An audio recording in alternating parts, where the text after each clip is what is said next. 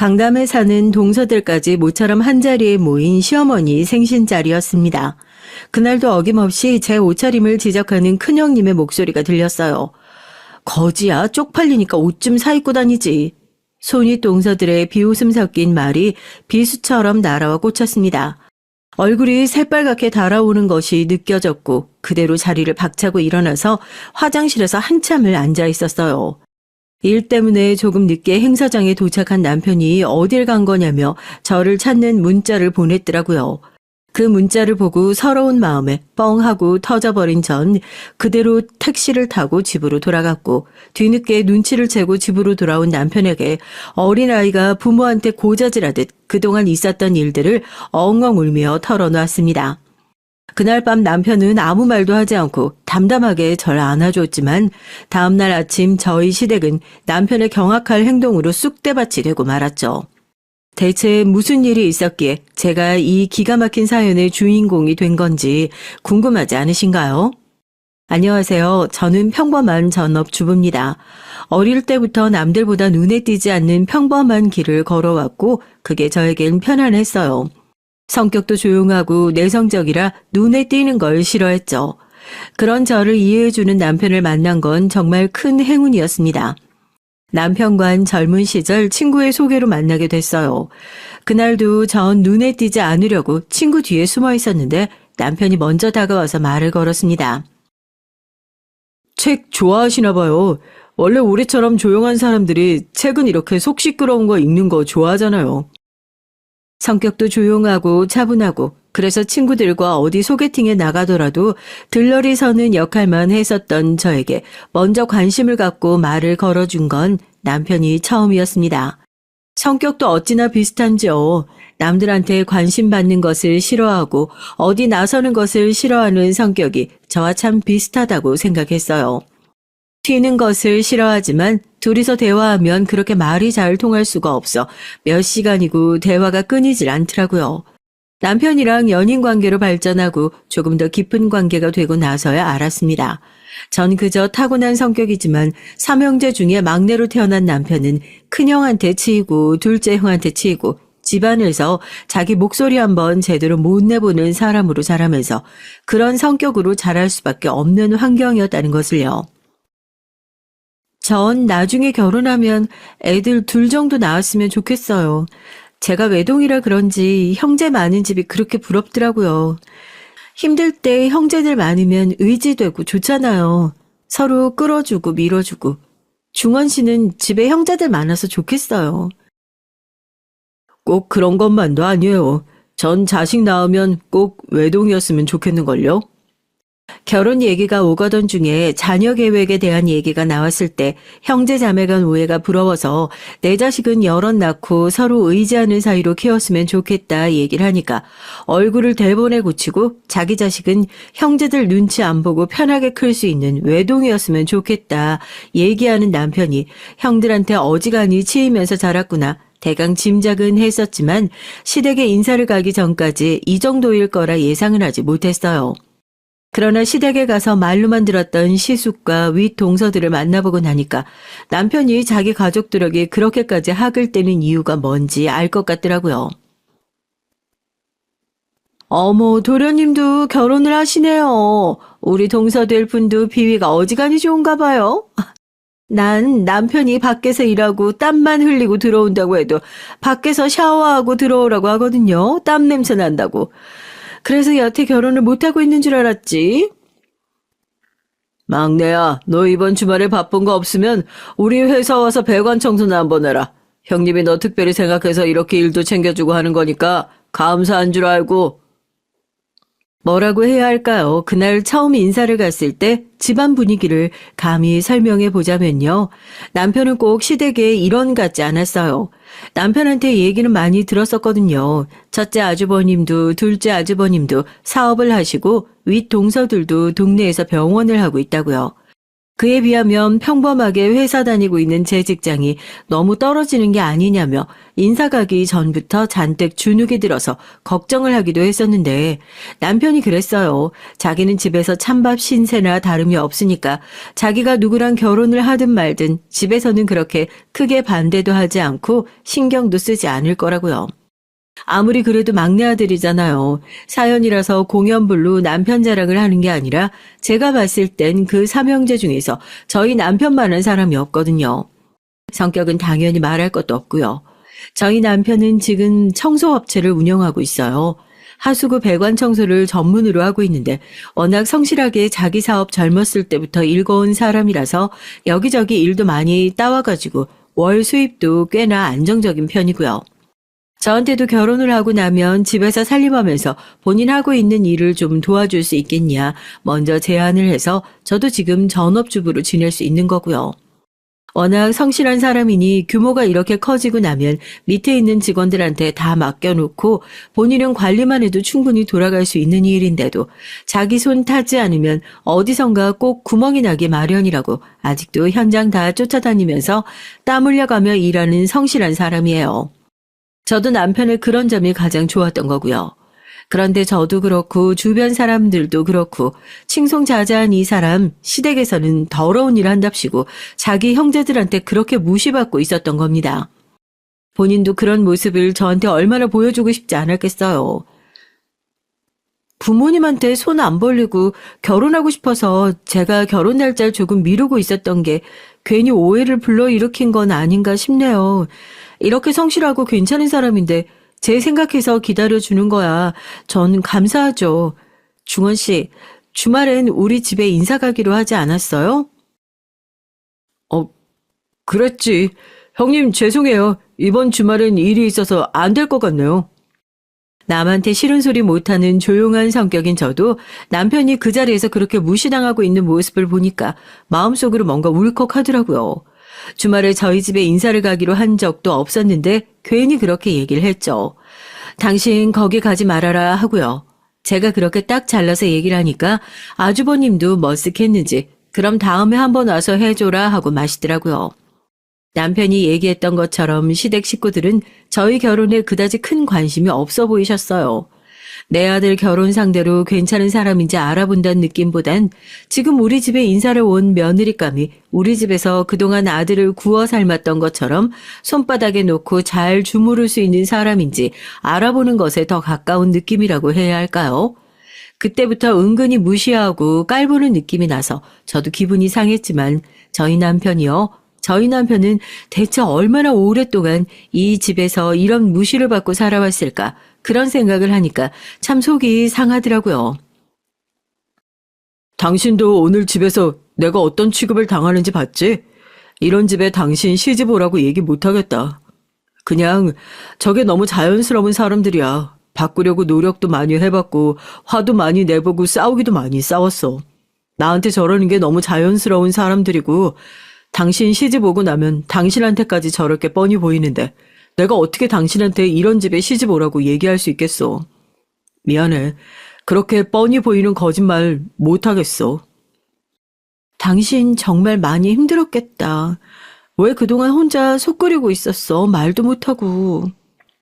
인사를 다녀오고 나서 남편은 저에게 차마 이런 집에 시집을 오라는 소리를 못하겠다며 결혼을 진지하게 다시 생각해보자는 얘기까지 했었습니다.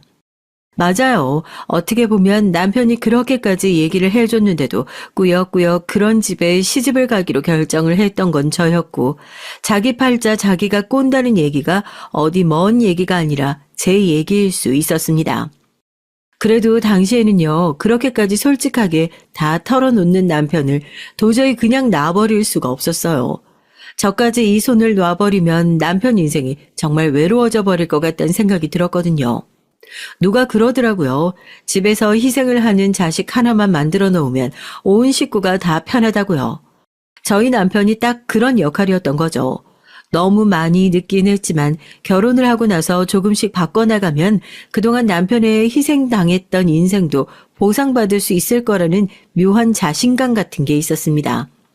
제가 이 사람의 인생을 바꿀 수 있을 거라는 그런 자신감이요. 전 남편이 내민 거절의 카드를 받아들이는 대신 남편을 꼭 안아줬습니다. 당신 그동안 참 많이 외롭고 힘들었겠구나 하고요. 당신 외로운 인생 알아준 게 제가 아마 처음이었을 겁니다. 정말 정신없이 울더라고요. 그러니까 이제 우리 같이 힘 합쳐서 살아보면 되지 않겠냐. 가족이랑 인연을 끊을지 아니면 맞서 싸워보던지 어떻게 해서든 지금처럼 살지 말아보자. 그렇게 결심하고 결국 결혼을 하게 됐습니다. 하지만 그렇게 쉬운 결심, 한마디로 바뀔 인생이었으면 남편의 인생이 진작에 바뀔 수 있었겠죠. 저마다 들어온다고 해서 그렇게 쉽게 마음을 고쳐먹는 시댁이 아니었습니다. 시댁의 입장에선 괴롭히고 부려먹을 수 있는 사람이 하나에서 둘로 늘어난 것뿐이었죠. 결혼을 하고 난 직후에 남편의 사업은 좀 더 몸집이 커졌고 공모사업 몇 개를 더 따오게 되면서 눈꽃 뜰 새 없이 바빠지게 됐어요. 저도 다니던 직장을 정리하고 집에서 살림을 하면서 남편의 일을 돕기 시작했고요. 말이 좋아 전업주부지 은행에 왔다 갔다 하면서 업무를 보고 청소를 따온 기관에 가서 대리인 자격으로 계약을 체결하고 남편이 바빠서 처리하지 못하는 서류 업무를 처리하는 일들을 제가 맡아서 진행했어요. 회사의 대부분이 일용직 근로자라 일을 크게 펑크내는 날도 종종 있었기에 그런 날들은 제가 대타로 나가서 청소 일을 하기도 했었고요. 살림을 하면서 남편 일까지 돕고 있었으니 오히려 회사 다닐 때보다 더 바빴으면 바빴지 절대 여유롭게 마냥 집에서 놀고 있는 상황은 아니었습니다. 하지만 이렇게 보든 저렇게 보든 어떻게든 안 좋은 시선으로만 보고 싶어 했던 시댁 식구들 입장에선 남편 잘 만나서 집에서 놀고 있는 며느리로밖에 보이지 않았나 봐요. 결혼을 하고 나서 얼마 지나지 않아선 시댁에서 별 얘기 없이 잠잠하길래 그래도 최소한 며느리 눈치는 보는 집이구나 생각했었는데 그냥 간을 보고 있었던 거였어요. 남편이 청소 일을 하다 보니 시숙들이 운영하고 있는 회사며 윗 동서들의 병원 건물 청소까지 모두 저희 회사에 용역을 주고 있는 상황이었습니다. 요즘엔 인건비가 비싸서 인건비며 청소용품이며 분기별로 진행하는 대청소에 들어가는 약품값까지 따지고 보면 아주버님네 회사나 형님네 병원에 들어가는 청소 비용은 거의 무료로 해주는 것이나 다름없는 상황이었죠. 사실 그 문제에 대해서도 남편에게 한번 얘기를 했었던 적이 있어요. 제가 남편 회사에서 맡고 있는 청소 계약건들을 살펴보니까 매해 연장해서 하는 계약 중에 유일하게 가족들이 맡긴 청소건만 금액 변동 없이 기존과 동일하게 진행되고 있는 걸 알게 됐거든요. 내가 딱히 돈을 올려서 받겠다는 얘기는 하지도 않았고 이거 뭐 조금 더 올려서 받아봤자 남는 것도 없고 가족끼리 괜히 싫은 소리 듣는 것도 그래서 따로 얘기를 안 했어. 당신도 알잖아. 형님들한테 이런 얘기 꺼내봤자 좋은 소리 안 나올 거 뻔히 아는데. 그래도 이건 아니지. 회사가 무슨 자선사업가도 아니고. 그래도 최소한 지금 이렇게 말도 안 되는 금액에 해주고 있다는 거 알고는 계셔야 하는 거 아니야? 남편은 괜히 가족들 간에 분란을 일으키기 싫다면서 말을 하지 않았다고 하더라고요. 저희 남편도 문제였던 거죠. 청소에 들어가는 비용을 이것저것 다 계산하고 보니까 올해 정산까지 해보고 나면 오히려 회사에서 손해를 볼 것 같은 상황이에요. 이건 아니다 말씀을 드려야겠다 하니까 또 내년부터는 그럼 조금 올려받는 것으로 다음번 가족 모임 때 얘기를 해보겠다 얼버무리는 것 같길래 남편 믿고 그대로 놔뒀다간 아무리 얘기를 해도 안 하겠다 싶어 가족 모임 때 제가 먼저 얘기를 꺼냈습니다. 아마 이때부터 제가 보통 얘기가 아니구나. 그동안 호구 하나 잘 잡아서 조용히 빼먹고 지냈었는데 집안에 귀찮은 사람이 하나 들어왔구나. 그리 생각을 하셨던 것 같아요. 아무래도 인건비도 그렇고 청소 비용도 그렇고 많이 올라서 예전이랑 똑같이 돈을 받으면 저희가 손해를 너무 크게 볼 것 같다. 계약금을 더 올려주셔야 될 것 같다. 얘기를 꺼내니 시어머니가 대본의 표정을 구기고 싫은 소리를 하시더라고요. 가족끼리 그냥 해줄 수 있는 거 형님들이 생각해서 돈까지 챙겨주면 고마운 줄 알아야지. 여기서 뭐 손해니 이익이니 그런 얘기를 따지고 드냐고요. 누구 하나 돈 더 주겠다는 소리 안 하고 입 꾹 닫고 있는 거 보니까 제가 먼저 얘기를 꺼내지 않았으면 계속 이런 식이었겠구나 싶었죠. 아니요. 어머님 그렇게 지낸 게 지금 몇 년인데요. 이 돈 가지고 어디 다른 데 청소업체 맡기면 제대로 해주지 않는 거 아주버님께서 더 잘하시잖아요. 가족이면 더 잘해주셔야죠. 받을 건 받고 깔끔하게 했으면 좋겠어요. 형님도 그렇게 생각하시죠? 뭐 정 못 올려주겠다 싶으시면 계약 해지하고 다른 업체 알아보셔도 좋을 것 같다. 이렇게까지 얘기를 하니까 다들 아무 소리 못하죠. 듣기 싫은 소리긴 해도 틀린 소리는 하나 없으니까요. 제가 그렇게 따박따박 다 따지면서 얘기를 하니까 시어머니는 식구들끼리 뭐 그런 걸 따지고 드냐고, 네가 시킨 거냐고 남편을 붙잡고 잡들이를 하고, 남편은 눈치만 보고 있고 결국엔 제가 그 자리에서 계약금 더 주겠다는 약속까지 받고 자리에서 일어났습니다. 남편이 집으로 돌아가면서 꼭 이렇게까지 해야겠냐 말을 했지만 전 나름대로 단호했죠. 이렇게 안 하면 사람들은 평생 당신한테 고마운 줄 모르고 이렇게 해주는 게 당연한 건 줄 알고 산다고요. 결혼하고 나니까 알겠더라고요. 마냥 시댁 식구들이 못됐다고만 생각했는데 남편도 똑같아요. 이렇게 물러터진 성격이니까 시댁 식구들이 그동안 더 신나서 남편을 그렇게 식구 취급 안 하고 자기 아랫사람 부리듯이 부려먹었구나. 여튼 그때 일은 제가 나서서 그렇게 잘 마무리를 했어요. 그런데 저희 두 손윗 동서들, 제가 그렇게 나서서 옳은 소리 한마디 했던 것을 마음에 계속 담아두고 있었던 모양이에요. 어디서 막내 며느리라고 하나 들어온 게 자기들한테 사근사근하게 구는 것도 아니고 그동안 거의 공짜로 저희 남편한테 청소 맡겨놓고 잘 지냈었는데 제가 나서서 그 돈도 다 받겠다 얘기를 하니까 얼마나 눈에 가시해요. 그러니까 이제 아주 유치한 방법으로 사람을 괴롭히기 시작하더라고요. 왜 여자들 많은 집들은 공감할 거예요.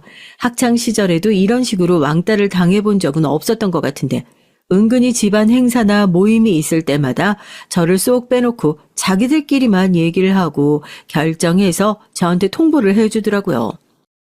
가족끼리 여행을 가는 것도 전 여행을 간다는 사실조차 모르고 있었는데 자기들끼리 여행지 다 정해놓고 일정도 다 정해놓고 거의 통보식으로 우리 이렇게 갈 테니까 얼마 보태라 딱 그렇게 말을 해버리는 거 아니겠어요?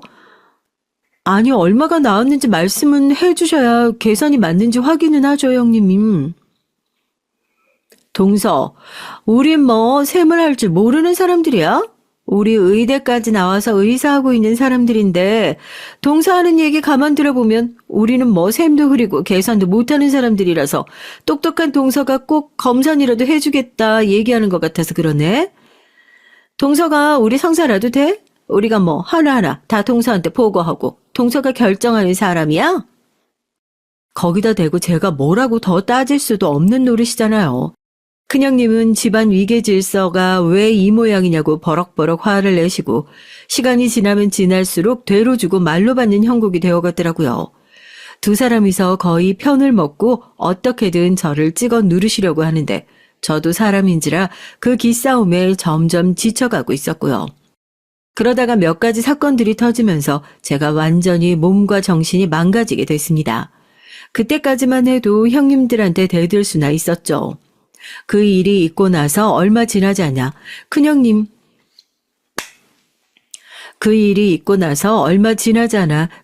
병원에 대타로 청소 일을 하러 나간 일이 생겼어요. 갑자기 펑크를 낸 경우엔 그날 일을 쉬시는 일용직 여사님들께 일당을 조금 더 얹어드리고 일을 하실 수 있는 분들을 구하는 게 보통이지만 이상하게 그날따라 일을 하실 수 있는 분이 없어서 이렇게 여기저기 연락을 돌릴 바엔 그냥 마음 편하게 몇 시간 되지도 않는 거 내가 가서 빠르게 하고 오는 게 낫겠다 싶어 남편에게도 내가 대신 가겠다 얘기를 해놨죠. 오늘 동서가 대타로 청소하는 거야? 마침 왔으니까 얘기 좀 하자. 요즘 청소 상태가 엉망이야. 나도 아는 사람한테 맡겨놔서 이런 얘기 안 하려고 했는데 병원 오는 손님들마다 위생 상태가 너무 안 좋다고. 그렇게 얘기해서 나도 참다 얘기하는 거야. 내가 이런 것까지 신경 써야겠어? 이리 좀 와봐. 원장실에 이 먼지 좀 봐봐. 사장이라고 아예 손 놓고 있는 거야 지금. 큰형님은 제가 오자마자 기다렸다는 듯이 제 손목을 잡고 여기저기 질질 끌고 다니면서 요즘 병원 청소 상태가 엉망이다. 요즘 병원에 오는 환자들마다 병원 더럽다는 얘기를 해서 자기가 스트레스를 받아 죽겠다 얘기를 하면서 여기 쓸어라 저기 쓸어라 개인 가정부를 부리듯이 잡들이를 하시더라고요. 다른 건 몰라도 청소 여사님들 관리는 철저하게 했던 터라서 청소 상태가 엉망이었을 리도 없는데 누가 꼭 방금 뭘 엎어놓기라도 한 것처럼 바닥이며 책상이며 더러워져 있는데 그걸 쓸고 닦느라 평소면 1시간 안에 끝날 청소가 거의 반나절 가까이 되어서야 끝났습니다. 같이 청소를 하시는 여사님들도 아니다. 자기들 평소에 청소를 열심히 하는데 주말 사이에 뭐 여기서 행사라도 했냐. 이렇게 어지러울 리가 없다. 손사래를 치시더라고요. 갑작스럽게 대청소가 되어버려서 반나절 만에 녹초가 되어버리고 일당까지 더 드리고 이제 막 병원을 나서려는데 직원 한 분이 조심스럽게 저를 부르시더라고요. 저 원장님한테 제가 말씀드렸다고 절대 얘기하시면 안 돼요. 여기 청소해 주시는 여사님들 중에서 저희 친척분도 있으신데 괜히 욕먹으실까 봐요. 아까 사모님 청소 오시고 나서 원장님이 일부러 방에 들어가서 커피 쏟고 저희한테도 쓰레기 있으면 다 내놓으라고 그러신 거예요. 평소엔 청소 상태 깨끗하게 잘 되어 있어요. 괜히 오해하실까 봐요. 평소엔 안 그러시는데 오늘 왜 괜히 그러셨나 모르겠어요. 하여튼 전 아무것도 말씀 안 드린 거예요. 땀 뻘뻘 흘리면서 한나절 그야말로 개고생을 했는데 왜 그렇게 병원이 갑자기 쓰레기장이 되었는지 그제서야 알겠더라고요. 기가 막혔죠. 그러니까 지금 저 온 거 보고 큰형님께서 일부러 병원을 어지럽혔다는 거 아닙니까? 뭐가 얼마나 괘씸하셨는진 몰라도 저한테 쌓인 게 있었으면 저한테 풀고 마셨어야죠. 알겠다고 절대로 따로 얘기 안 하겠다고 신신당부를 하고 따로 큰형님에게 연락을 드렸어요. 여사님들께 따로 여쭤보니 평소에 청소를 꼼꼼하게 하신다고 하는데 주말에 뭐 따로 행사라도 하신 거냐고요. 그랬더니 아니랍니다. 내가 평소에도 청소 상태 엉망이라고 얘기했잖아. 지금 그럼 내가 거짓말을 했다는 거야? 아니면 뭐 오늘 대타로 청소 그거 좀 해줬다고 억울하기라도 한 거야? 아니요, 형님. 저희도 여사님들이 잘못한 거면 직원 교육 다시 시키고 사람을 잘라야 하는데 요즘엔 이유 없이 사람 잘랐다가 큰일 나잖아요. 혹시 병원 CCTV 좀 보여주실 수 있으세요? 여사님들이 자긴 너무 억울하다고 분명히 복도랑 깨끗하게 청소를 다 해놨다고 그러시니까 병원 안에 보여주시기 그러면 복도라도 좀 보여주세요. 됐어. 통수한테 뭐 무서워서 대청소 좀 해달라고 얘기도 못하겠네. 그 뭐 청소 좀 더 해줄 수도 있는 거지. 뭘 그걸 가지고 사람을 자르네 마네야. 그냥 다음부터 잘해라 교육 좀 더 시키면 되는 거지. CCTV를 못 보여주니까 통소가 교육을 잘 시키든지 알아서 해. 아니나 다를까 CCTV를 보여달란 얘기에 자기도 찔리는 게 있는지 그냥 교육 좀 잘 시키면 되는 거지 뭘 그렇게 사람을 의심하냐고 횡설수설 하더니 전화를 뚝 끊어버리시더라고요. 그 뒤로도 자잘한 형님들의 복수는 계속됐습니다. 최대한 마주치지 않는 것이 상책이라고 생각하고 아주버님네 회사나 형님네 병원에 청소를 가는 것도 되도록 사람을 썼지 제가 가는 일은 없었어요. 그래도 가족 행사는 빠질 수가 없었으니까 친정에 일이 있어서 안 될 것 같네. 뭐 때문에 안 될 것 같네. 한동안 피해보기도 했었죠. 갈 때마다 남편이 들었는지 못 들었는진 모르겠지만 자기들끼리 요즘엔 강남이 뭐 어떻네 저떻네 집 얘기 차 얘기를 하면서 제가 넌지시 대화에 끼려고만 해도 동서가 이런 얘기 하면 알아듣기나 해 하고 딱 잘라서 대화를 끊어버리고 자기들끼리 낄낄거리면서 저를 대화에서 배제시켜버리기 일쑤였습니다. 손이 동서들의 되도 않는 시집살이가 길어질수록 부부관계가 나빠지는 건 어찌 보면 당연한 일이었어요. 이런 일이 있을 때마다 당연히 남편에게 미주알 고주알 얘기를 했습니다. 손이 동서들이 시댁 일에서 나를 배제시키는 것 같다. 제대로 말을 하지 않으면 계속해서 이런 일이 생길 수밖에 없을 것 같다. 처음엔 자기가 나서서 따끔하게 말을 하겠다는 남편을 지켜보면 형들과 사이가 나빠질까 싶어 제대로 말을 못하고 넘어가는 게 다반사였습니다. 가운데서 속 끓이는 건 저 혼자구나라는 생각이 들더라고요. 처음엔 남편이 마냥 안쓰럽다고만 생각했는데 시간이 지나면 지날수록 남편 역시 시댁에서 저를 위해 제대로 목소리를 한번 못 내주는 것이 이 사람들과 다를 바가 없다는 생각이 들었으니까요. 제가 정말 이대로라면 남편과 갈라서는 것밖에 답이 없겠구나 생각했던 일 역시 그때쯤 터졌습니다. 당신이랑 상의할 일이 좀 있는데 둘째 형수님이 이번 병원 확장하신다고 했잖아. 리모델링 하는데 돈이 좀 많이 들어가는 모양인가 봐. 당장 운영할 수 있는 현금이 많지가 않아서 형님이 좀 도와줄 수 있냐 물어보시는데 우리 이번에 계약도 그렇고 여유가 좀 있으니까 도와주는 게 어떨까 싶어서 당신 생각은 어때? 뭐? 형님 병원 인테리어 하는 비용을 우리 쪽에서 왜 도와줘?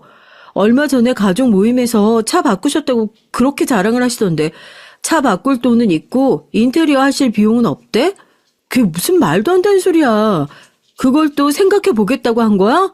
절대 안 돼. 남편이 난처한 얼굴로 저에게 상의할 일이 있다 얘기를 하길래 회사에 뭐 심각한 문제라도 생겼나 앉아서 얘기를 들어보니 이게 무슨 말도 안 되는 소리랍니까. 얼마 전까지만 해도 가족 모임에서 자기가 이번에 차를 바꾸는데 벤츠가 좋을 것 같네, 아우디가 좋을 것 같네, 외제차 2대를 놓고 제 앞에서 그렇게 자랑을 하시던 분이 병원 인테리어 하는데 당장 운용할 현금이 부족하다며 남편한테 도와줄 수 있냐 물어봤던 모양이에요. 바보 같은 저희 남편은 거기다 대고 딱 잘라서 안 된다고 얘기를 한 것도 아니고 집에 가서 저와 상의를 해보겠다고 답을 한 모양이고요. 차를 사는 거야 할부로 얼마든지 가능한 거지만 인테리어는 현금으로 완납을 해야 되는 부분이 있지 않냐. 식구끼리 당장 어려워서 그런 것 같은데 안 갚겠다는 것도 아니고 잠깐만 좀 빌려가겠다는 게 어렵겠냐. 저를 설득하는 남편의 태도에 저도 목에 핏대 세우면서 반대를 했어요. 제가 시댁에서 요즘 어떤 꼴을 당했는지 뻔히 알고 있으면서도 나한테 와서 그런 부탁을 전하는 게 양심이 있는 소리라고 생각하냐고요. 그 일로 남편과 부부싸움을 크게 하고 몇 주 동안 말도 안 하고 지냈습니다. 이 집 식구들은 대체 양심이라는 게 있나? 남편은 대체 얼마나 저 사람들한테 정신을 조종당하면서 그렇게 살아왔길래 자기 마누라가 그렇게 당했는데도 분하거나 억울한 마음도 안 들고 당장 자기 형제들 도와줄 생각부터 하나. 그동안 내가 남편 입장에서 대신 싸워준 건 대체 뭐였나 싶어서 억울해서 잠이 안 오더라고요. 그래도 며칠 내내 눈치를 보고 더 이상 그 문제에 대해서 얘기를 하지 않는 남편을 보면서 그 얘기는 완전히 끝난 줄 알았습니다. 일을 마치고 돌아와서 샤워를 하러 들어간 남편 핸드폰에 알림이 와 있길래 아무 생각 없이 핸드폰을 열었는데 둘째 형수님이라고 저장되어 있는 번호로 문자가 와 있더라고요. 덕분에 인테리어 잘 마무리했네. 동서한테 비밀로 할게. 그 문자를 보는 순간 남편에 대한 믿음마저 산산조각이 나버리는 것 같았습니다. 당신, 이 문자 뭐야? 기어이 형님한테 그 돈 빌려준 거야? 내가 절대 안 된다고 했잖아. 나한테 비밀로 하면서 그 돈 빌려준 거냐고. 당신 정말 제정신이야? 여보, 형님도 당장 안 된다고 하는데 당신이 이번 한 번만 넘어가주면 안 되겠어? 그래도 식구잖아. 어떻게 식구 힘들다는데 그걸 그냥 넘어가. 우리가 못 먹고 사는 사람들도 아니고 형수님도 그동안 쌓아왔던 거 다 푼다고 하셨고 나도 당신 생각해서 그런 거야. 절 생각해서 그랬답니다. 그 대답이 더 기가 막히더라고요.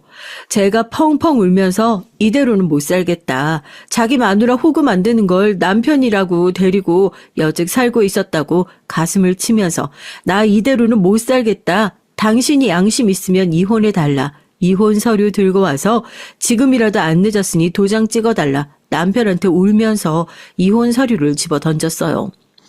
그제서야 남편도 아차 싶었는지 제 앞에 무릎을 꿇고 싹싹 빌면서 잘못했다 빌더라고요. 남편 붙들고 정말 미친 여자처럼 하소연을 했습니다. 대체 왜 그러고 사냐고요. 남편도 울면서 자기 머리 쥐어박으면서 자기가 정말 미친 것 같답니다. 다시는 안 그래야지. 이제는 이 사람들한테 호구 노릇 절대 안 해야지 하면서도 형님이랑 형수님이 그렇게 구워 삶기 시작하고 자기가 그렇게 안 해주면 나쁜 사람이 되는 것 같아 미칠 것 같답니다. 오랜 세월 동안 그렇게 살았으니 쉽게 바뀌지 않을 것이라는 건 알고 있었지만 정말 이렇게 제 마음에 대못 박는 일이 계속될 줄은 몰랐어요. 이렇게 살다 보면 언젠간 바뀌겠지, 언젠간 달라지겠지. 그렇게 눈 감고 덮어놓고 살았던 것이 눈덩이처럼 불어나서 이 지경까지 오게 된 거죠.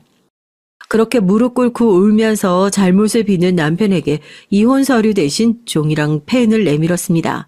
각서라도 쓰라고요. 다시는 가족들에게 이렇게 의미 없는 돈 퍼주는 짓 안 하겠다고요. 인테리어 비용 언제까지 받기로 약속했냐 물으니까 공사 끝나는 대로 바로 돌려받기로 했다고 약속은 했답니다. 그러면서 지금 당장 가서 형님한테 그때까지 돈 돌려받겠다는 차용증도 받아오고 앞으로는 이런 식으로 돈 빌려주는 일 없다고 딱 잘라서 얘기하고 와라. 왜 그러냐고 물어보면 앞으로 이런 식으로 또 문제를 일으키면 마누라가 이혼하자고 했다고 그렇게 얘기해도 좋다. 저도 나름대로 강수를 던졌습니다. 저도 살아야죠. 답답하긴 하지만 이 바보 같은 남자 결혼해서 데리고 살 생각을 한 이상 어떻게든지 고쳐가지고 살아야겠다 결심을 했으니 어떻게든 방법을 찾고 싶었습니다.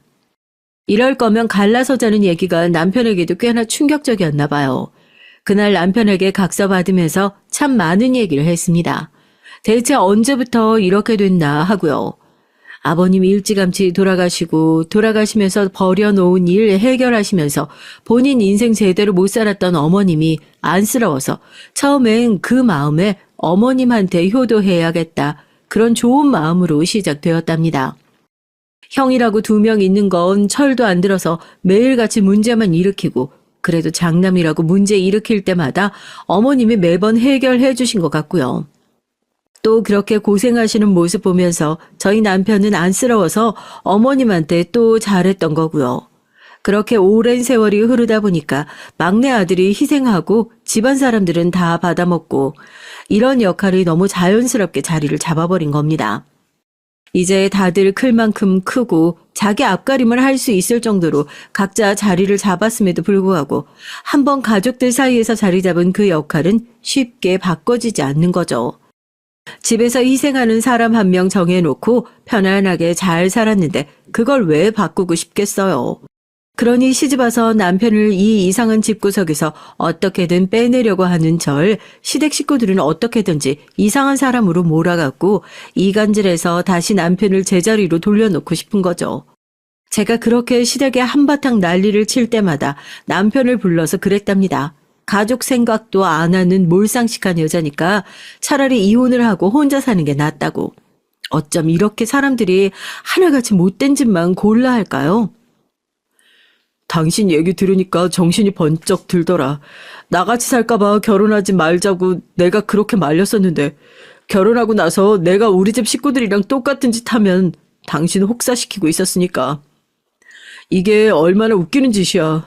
한 번만 용서해주면 다시는 이런 일 없게 할게.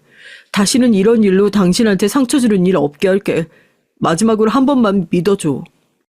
그렇게 남편한테 각서를 받고 솔직히 그때까지만 해도 남편이 100% 달라졌을 거라 생각하진 않았어요. 사람이 어떻게 하루아침에 변하겠습니까? 여태 그렇게 살아온 사람인걸요. 그래도 뭔가 본인이 달라지려고 마음을 먹은 건지 각서 쓰고 나서 다음날 아주버님이랑 형수님 찾아뵙고 차용증까지 다 받아가지고 왔어요. 그거 보고 저도 어느 정도 마음이 좀 누그러졌고요. 그래, 이제 더 이상 못 볼 꼴도 없다. 여기까지 왔으니까 나도 남편한테 마지막 기회 준다 생각하고 한 번만 더 믿어보자. 그렇게 생각하고 있었어요. 하지만 저도 사람인지라 이런 일들을 겪으면서 몸도 마음도 굉장히 많이 지쳐있는 상태였죠. 학창 시절에 아니면 직장 생활을 하면서 따돌림을 당해보신 분 있으신가요? 사람이 한 일주일만 내가 속해 있는 집단에서 배제돼도 못 견디기 힘들어요. 나를 제외한 모든 사람들이 나를 싫어한다는 것을 뻔히 알고 있는데도 난 웃는 낯으로 이 사람들을 대할 수밖에 없는 위치에 있다는 게 얼마나 힘든 일인데요. 제가 아무리 이 사람들이 정상적인 가족이 아닌 것 같다 생각을 해도 남편한텐 천륜을 쉽게 끊어내라는 말을 할 수 있는 건 아니잖아요. 당신 가족들 정상이 아닌 것 같으니 앞으로도 인연 끊고 살아라. 이렇게 쉽게 말을 할 수 없는 거잖아요. 최소한의 며느리 도리만 하고 지낸다고 하더라도 가족들이 저를 대놓고 배척하는 걸 견딘다는 것이 정말 쉽지만은 않더라고요. 우리가 막내 동서는 몰라도 너무 몰랐네. 가족들한테는 돈 받을 거 다 받고 공과사가 확실한 사람인데 이거 막내 동서 앞에서 뭐 말 한마디 하는 게 무서워서 함부로 하겠어? 형님, 말씀 조심하세요. 막내 동서 그렇게 아껴가지고 아주 부자 되겠어. 다음 가족 모임 때 돈 내는 건 막내 동서 내서 내지 그래. 이번에 그렇게 아끼고 모으고 해가지고 우리 중에서 지금 막내 동서가 제일 잘 먹고 잘 살 것 같은데 전업주부라고 무시할 게 아니라니까요. 가족 모임만 하면 뼈 있는 말이 오가는데 그런 얘기를 들으면서도 이 악물고 웃으면서 자리를 지키는 것도 여간 힘든 일이 아니었습니다. 그래도 달라진 남편이 오가는 얘기가 좀 과해진다 싶으면 나서서 중재를 하더라고요. 가족들끼리 대놓고 저를 불편해하는 티를 내는데 누가 보면 제가 뭐 큰 잘못이라도 했나 싶어요. 받을 거 받고 해야 할 얘기 한 것뿐인데요. 남편은 괜히 자리에 나와서 불편한 얘기를 들으니 차라리 자기가 알아서 잘 말할 테니 가족 모임에 안 나와도 괜찮을 것 같다. 그렇게까지 얘기를 해서 그 뒤에 몇 개월 동안 한 달에 한 번 가족들끼리 다 같이 모여 갖는 식사 자리엔 거의 참석도 안 했어요. 이번 주에 어머니 생신이잖아. 당신 가족 모임 나오는 거 불편해하는 건 알고 있는데 형수님들도 어지간히 좀 누그러지신 것 같고 그래도 어머니 생신엔 얼굴만 비추고 가는 게 어떨까 싶어서 난 일이 있어서 좀 늦을 것 같은데 시간 맞춰서 나랑 같이 가자고. 됐어요. 우리 둘이 나란히 늦으면 또 무슨 좋은 소리 들으려고. 내가 먼저 가 있을게. 뭐 별일이야 있겠어요. 미리 가서 준비할 것도 있을 테니까 시간 맞춰서 와요. 그리고 나서 얼마 전에 문제의 시어머니 생신 행사가 있었습니다. 남편도 매번 가족 모임에 참석하지 않았던 거였기에 어렵게 얘기를 꺼냈더라고요. 일 때문에 늦을 것 같으니까 자기랑 같이 출발하는 게 어떻겠냐 얘기를 했지만 괜히 또 저희 둘만 늦게 도착해서 미리 준비해야 할 건 못하고 싫은 소리 듣는 것보단 미리 가는 게 낫겠다 싶어서 제가 먼저 괜찮다 얘기를 했어요. 벌써 몇 개월이나 지났고 얼굴 안 보고 지낸 지도 좀 됐으니 이 정도면 형님들도 잔소리를 하는 건 지쳐서 못하겠다 그런 생각도 했었거든요. 제가 저희 손윗동서들 성격을 너무 물러봤던 거죠. 미리 연락해서 뭐 따로 준비해야 할 게 있냐, 케이크랑 꽃다발이랑 미리 찾아가야 할 게 있으면 제가 찾아가겠다, 선물이랑 바리바리 싸들고 행사장에 일찌감치 도착을 했어요. 오랜만에 뵙는 얼굴들이니 반갑게 인사를 하는데 되돌아오는 싸늘한 시선들을 보니까 아직 마음이 풀리지 않았구나 예상은 했었죠. 아우 이게 누구야? 얼굴 보기 힘든 우리 막내 동서 아니야? 누가 보면 우리 동서가 병원 개원이라도 한 줄 알겠네. 어머 아니다. 옷 보면 또 그런 소리 못하겠네. 손윗동서들처럼 명품으로 온 몸을 치장하고 다니는 성격은 아니지만 그래도 시댁 행사에 올 땐 집에서 제일 좋은 옷 갖춰 입고 나름대로 신경을 써서 오는데 자리에 오자마자 저를 위아래로 쓱 훑어보신 큰형님이 대뜸 제 옷을 보더니 손으로 입을 가리고 웃음을 참지 못하겠다는 듯이 비웃으시는 겁니다. 누군가한테 그런 식으로 모욕을 당해본 적이 없어서 저도 모르게 당황해서 제 차림새를 살피게 됐어요. 멀쩡하게 입고 왔는데 왜 그러시나 하고요. 너무 말도 안 되는 것으로 지적을 받으니까 말문이 턱 막히는 거 있죠? 형님, 제 옷에 뭐 문제라도 있어요? 아니, 문제를 무슨. 동서는 행사장 올 때 입는 옷이 하나밖에 없나 봐. 언제 산 거야? 몇 번 오지도 않는데 가족 행사 때마다 맨날 같은 옷을 입고 오는 것 같아서? 난 괜찮은데 사진 찍을 때마다 동서가 맨날 같은 옷 입고 있으니까 누가 보면 동서는 어디 사진에서 잘라다가 붙이는 것 같아. 옷도 이게 뭐야 촌스럽게. 동서, 여기 가게 서빙하는 직원들 봐봐. 여기다가 로고만 딱 잘라다가 붙이면 여기 가게에서 일하는 사람들이랑 구분도 안 되겠다. 돈을 그렇게 아껴서 뭐해? 제대로 된 옷 한 벌 안 사 입고? 가족들한테 그렇게 호주머니 안 열고 아끼더니 어디 다른 데다가 돈 쓰는 거 아니야? 뭐 친정에 갖다 주기라도 해? 말도 안 되는 소리죠. 그냥 시비를 걸고 싶었던 거예요.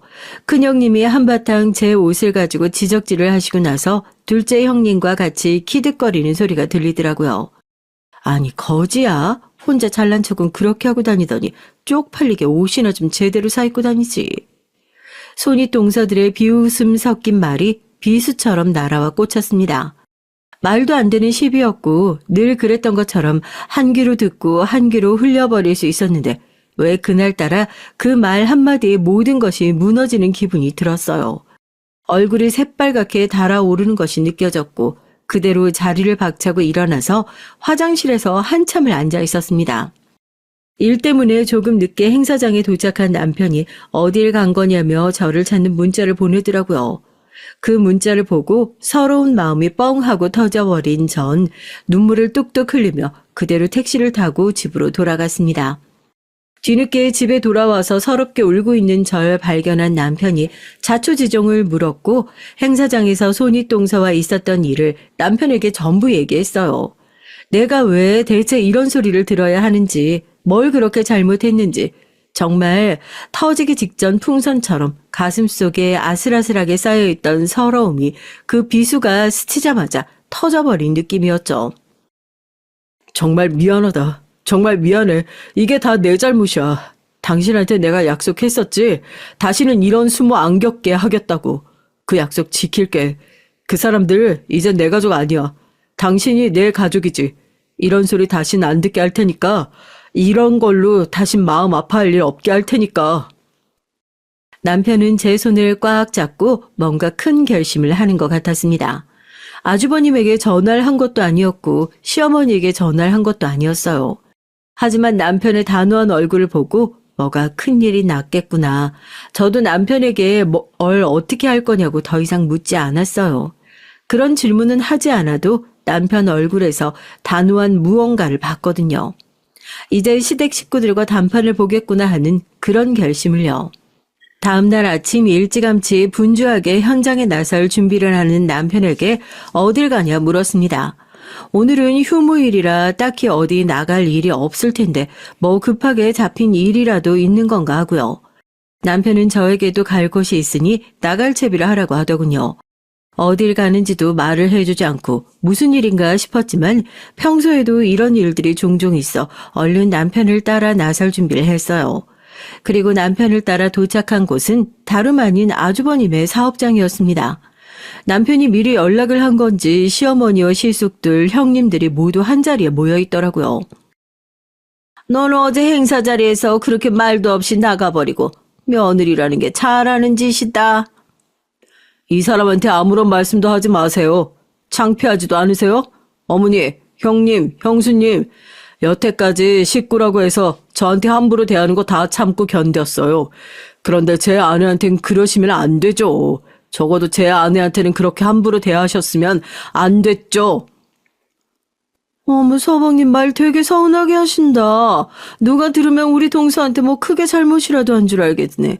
동서 입으로 얘기해봐. 우리가 뭐 동서한테 크게 잘못이라도 했어? 고작 동서 하나 때문에 가족들 훈계하려고 바쁜 사람들 다 여기 불러놓은 거야? 웃겨 정말.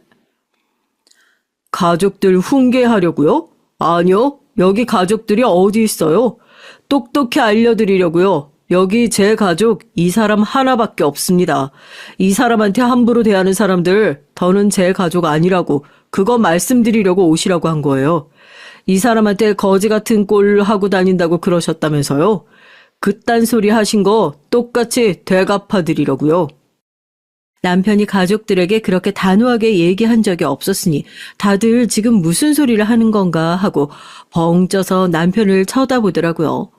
남편은 눈 하나 깜짝하지 않고 청소기에 먼지 봉투를 뽑아 들더니 저를 주도적으로 괴롭혔던 형님들의 머리 위에다 그대로 먼지통을 부어버렸습니다. 순식간에 먼지 구덩이를 뒤집어 쓴 형님들이 비명을 지르고 기침을 하고 가족들이 당황해서 지금 이게 뭐 하는 짓이냐고 아수라장이 됐는데도 남편은 들은 채도 안 하더라고요. 야, 너 지금 이게 뭐 하는 짓이야? 미쳤어? 예, 미쳤습니다. 그리고 제 마누라가 밖에 나가서 그런 소리 들었다는데 눈 안 돌고 배길 사람이 있습니까? 어떠세요, 형님도? 마누라 이런 꼴 당하니까 열받으시죠? 저도 똑같아요.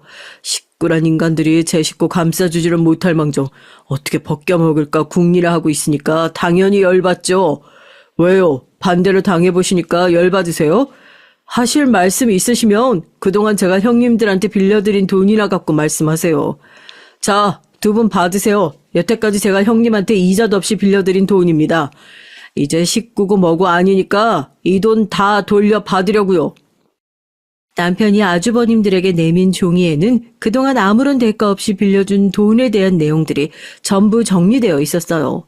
갚을 생각도 없었겠죠. 돈 얘기가 나오니까 자기 마누라 챙길 생각은 안 하고 얼굴이 흑빛이 되어선 너 이 돈은 그냥 주는 거 아니었냐. 돈 얘기 먼저 하기 바쁘더라고요.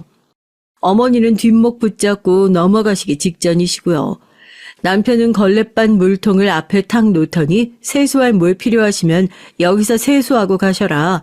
형수님들 수준에 이게 딱 맞다 얘기하고 제 손잡고 그대로 그 자리를 나가버렸습니다. 남편이 이 정도로 크게 화내줄 거란 생각도 못했는데 가족과 연을 끊을 생각으로 속 시원하게 화를 내는 모습을 보니까 제가 다 속이 시원하더라고요. 당신 정말 식구들한테 이렇게까지 해도 괜찮겠어? 나야 속 시원하지만. 진작 살면서 한 번에 했어야 할 일인데 그동안 못했던 게 답답한 일이지. 당신 덕에 나도 정신 차렸으니까 고맙고 미안해. 내가 얘기했잖아. 당신 다시는 우리 집에서 그런 취급 안 당하게 하겠다고. 그동안 이렇게 못난 인간 참고 살아줘서 내가 참 미안하다. 저런 게 무슨 식구들이야. 나한텐 당신만 있으면 괜찮아. 남편은 그러고선 차를 끌고 백화점에 가더군요. 당신 옷차림새 못나서 그러는 게 아니라 여태 시집와서 그 고생하면서 제대로 된 옷 한 벌 제대로 못 사준 것 같아 미안해서 그런다면서요. 그렇게 남편이랑 팔자에도 없는 명품 가방에 옷까지 사들고 집으로 돌아왔습니다. 좋은 옷을 사서도 아니고 형님들 먼지구덩이 속에 빠뜨려서도 아니고 남편이 이제라도 자기가 그동안 시댁 식구들에게 해왔던 것이 정상적인 희생이 아니라는 것을 스스로 깨닫고 벗어날 수 있는 계기가 된 것 같아서 그게 참 속이 시원하고 다행이다라는 생각이 들어요. 그 뒤로 어떻게 됐는지 궁금하시죠? 사과라곤 죽어도 할 줄 모르는 것 같았던 아주버님과 형님이 저희 집 찾아와서 무릎 꿇고 사과라는 것을 했어요. 남편이랑 저한테 그동안 정말 미안했다면서요. 그 사과를 받아줄지 말지는 아직까지도 남편이랑 고민 중이에요. 전 아직도 이 사과가 진정성이 있는 사과라고는 생각하지 않거든요.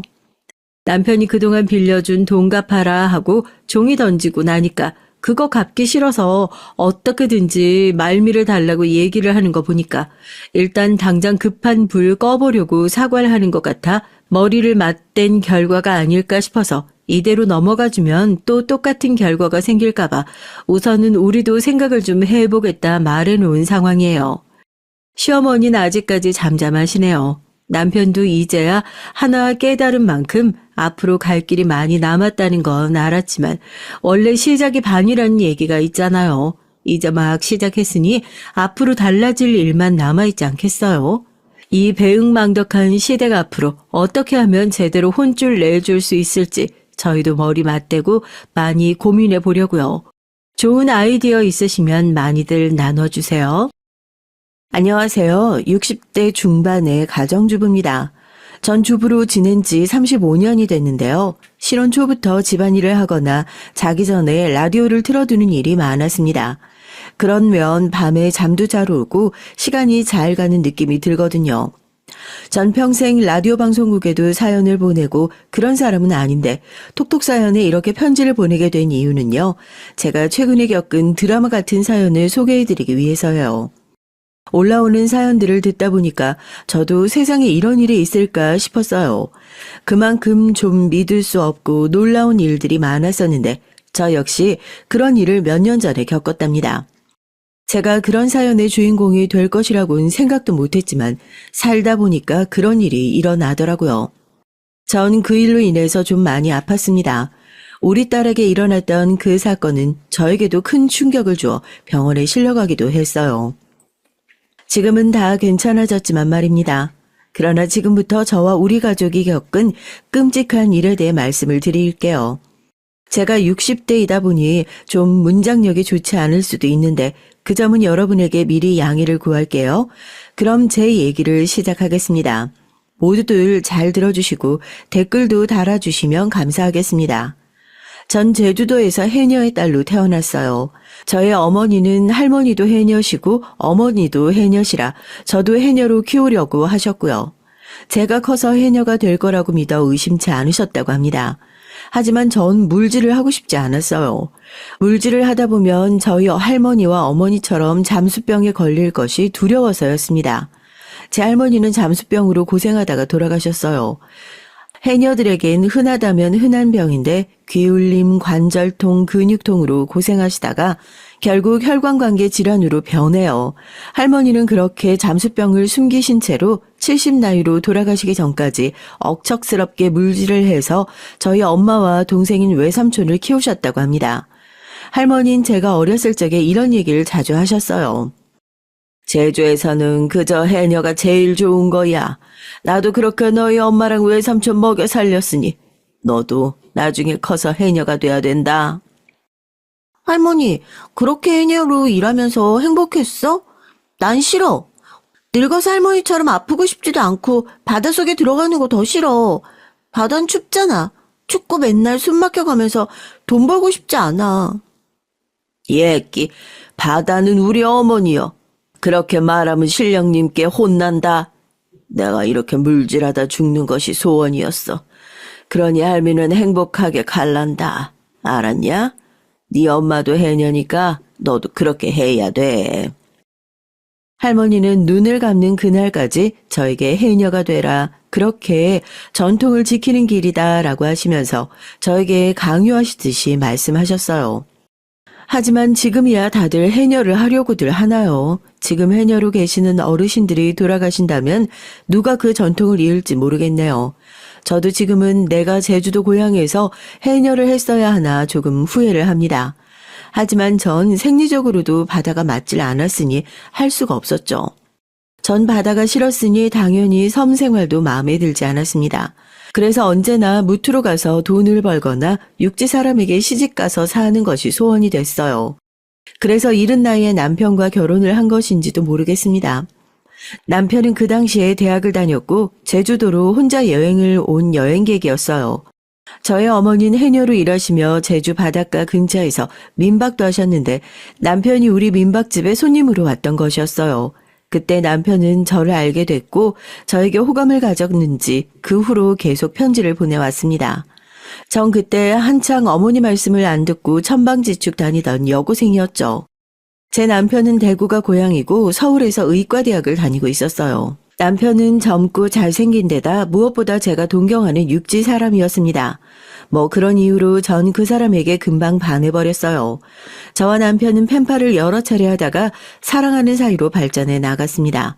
전 그 사람이 제 운명의 남자라고 믿고 무작정 결혼하겠다고 엄마한테 말을 했죠. 그랬더니 제 친정 엄마는 펄쩍 뛰셨습니다. 뭐? 결혼? 왜 굳이 육지 나가서 결혼을 한다고 그러니? 그 사람 겨우 한 번 봤을 뿐이잖아.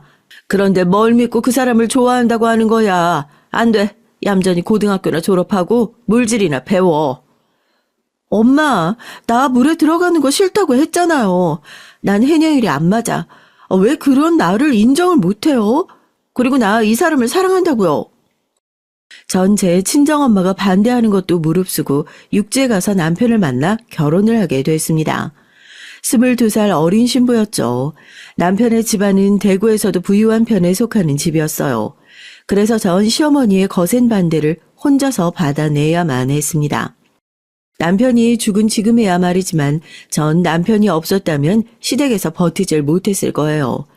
지금은 남편이 암으로 죽고 없지만 한땐 저도 의사 사모님 소리를 들으면서 잘 살았습니다.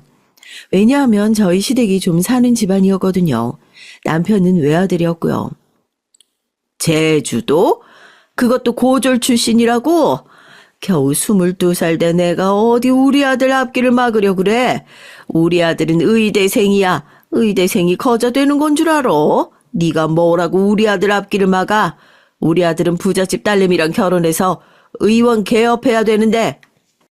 당신 그게 무슨 소리야? 우리 아들이 사랑한다고 하는 애잖아. 그러니까 좀 두고 봅시다. 아, 왜 이렇게 흥분하고 그래? 점잖지 못하겠으리. 어머니, 제발 그러지 마세요. 어머니가 계속 반대하시면 저 우리 순자 데리고 서울로 도망가서 살 거예요. 전 어머니도 소중하고 우리 순자도 소중한데 어머니가 이렇게 나오시면 전 순자를 택할 수밖에 없어요. 결국 시어머니는 남편에게 져서 저는 대구에서 신혼생활을 시작했습니다. 시댁에서 같이 사는 건 저에겐 고난의 연속이었죠. 하지만 남편이 온전히 저의 편이었기에 전 시어머니의 고된 시집살이조차 견딜 수가 있었습니다. 그런데 남편이 의대를 졸업하고 나서부터 시어머니는 저에게 더 이상 시집살이를 시키지 않으셨어요. 그 이유는 제 친정에서 남편이 의대를 졸업했다고 하니 그 먼 제주도서 손수 서울로 올라오셨던 겁니다. 남편의 졸업식에 참석하신 후 친정 부모님들은 남편에게 이런 말씀을 하면서 저를 잘 부탁한다고 하셨어요. 그래, 이서방. 자네 한 사람만 믿고 우리 순자를 시집 보냈는데 이렇게 대학 졸업도 하고 대학병원에서 의사 생활도 한다고 하니까 내 눈물 나게 고맙네. 자, 이거 별건 아니지만 나중에 우리 순자와 독립할 때 사용했으면 하네. 친정 아버지가 남편에게 내민 것은 제 앞으로 된 5천만 원짜리 적금 통장이었어요. 제가 너무 어린 나이에 시집을 가게 되자 해준 것도 없이 그냥 시댁에 들여보낸 것 같아서 아버지는 그게 참 마음에 걸리셨다고 합니다. 그래서 두 분의 생활비에서 아낀 돈을 다만 얼마라도 통장에 넣어 6년을 모아오신 것이었죠. 남편은 펄쩍 뛰면서 이 통장은 받을 수 없다고 고사했지만 제 친정 아버지는 억지로 그것을 제게 다시 쥐어주셨어요. 아니, 장인어른, 이런 건 받을 수가 없습니다. 전 제가 벌어서 아내와 아들을 데리고 제 본가에서 분가하려고 합니다. 그러니까 이 통장은 장인 장모님 필요한 곳에 사용하세요. 아니야. 자네가 몰라서 그렇지. 그동안 우리 순자가 나한테 울면서 전화 많이 했었어. 내가 조금이라도 그의 시집 갈 때 혼수라도 잘할 걸 그랬지. 그러면서 그랬으면 사부인께서 우리 애를 탐탁지 않게 생각하지 않았을 텐데 말이야. 남편은 우리 친정엄마의 말을 듣고 화가 나서 시어머니께 단호하게 얘기했다고 하네요. 앞으로 저를 괴롭히거나 시집살이를 시킨다면 시댁과 연을 끊겠다고 말이에요. 제 시어머니는 아들이라면 아주 끔찍하게 생각하시는 분이었기 때문에 다음부턴 저에게 잔소리도 줄고 못된 막말도 하지 않으셨어요. 그리고 전 아들을 낳은 후에 아이가 3살이 되던 해에 드디어 시댁살이를 그만두고 서울로 이사를 가서 남편과 함께 살 수 있게 됐습니다. 그동안은 시어머니께서 막으셔서 남편은 주말에만 본가에 오고 전 애 데리고 대구의 시댁에서 살았거든요. 예, 넌 여기서 살아. 네 남편이 공부해야 되는데 방해하지 말고. 어차피 바빠서 그리 자주 보지도 못할 텐데 주말에만 오면 되잖니. 넌 그동안 이 시어머니하고 같이 살면서 살림이라도 배워라. 아님 내가 이 결혼 끝까지 반대할 거야. 제 시어머니는 저와 함께 있으면 남편의 공부를 방해한다는 생각으로 저와 남편을 생이별 시켜 놓으셨죠. 그래서 전 울며 겨자 먹기로 남편과 결혼을 하는 대신에 시댁살이를 자처하게 됐던 겁니다. 신혼 시절 3년이 되도록 남편과 주말 부부처럼 떨어져 살다가 서울에 올라와 같이 사니 너무 행복하더라고요. 그 당시 인턴의 월급이 너무 박봉이었기 때문에 저희는 시댁의 도움을 받아 집을 얻게 됐어요. 그때 저희 부모님이 주신 5천만 원이 든 통장도 쓰여졌고요. 그래도 서울에 전세를 얻었는데 저도 뭔가 보탬이 됐다는 것이 뿌듯하더라고요. 시어머니도 제 부모님이 5천만 원을 주셨다는 걸 알고 나자 더 이상 아무 말도 못하셨고 그저 너희들끼리 잘 살라며 저에게 손을 떼셨습니다. 그래, 이제 난 모르겠다. 너도 순자가 아니면 그렇게 못 살겠다고 하니 아들까지 낳은 마당에 내가 더 이상 반대해서 뭘 하겠니? 너희들끼리 서울서 잘 살고 시댁엔 그저 명절 때나 내려오든지 하렴. 이 엄마 모르겠다. 며느라가 저 사람 말은 하나도 신경 쓸 거 없다. 우리 손주 잘 키우고 내 아들 잘 부탁한다. 의사는 아내의 내조가 없으면 힘든 직업이니까 그것만 잘 명심하고 살면 될 거야.